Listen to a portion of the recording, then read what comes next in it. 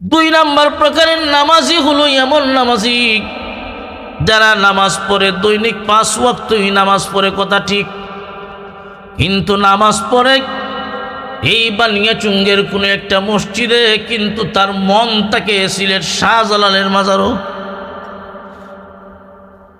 নামাজে দাঁড়ায় মসজিদের ভিতরে আর মন থাকে অন্য কোনো দিকে। যেই লোক নামাজ পড়ে 5 ওয়াক্ত কিন্তু মন নামাজে থাকে না, এমন মুসল্লি আমরার সমাজও আছে না নাই?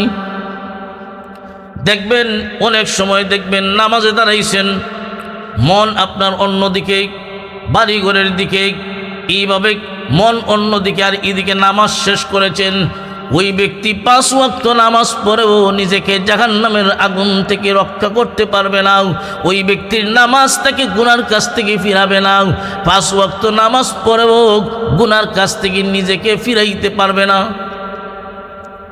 2 নাম্বার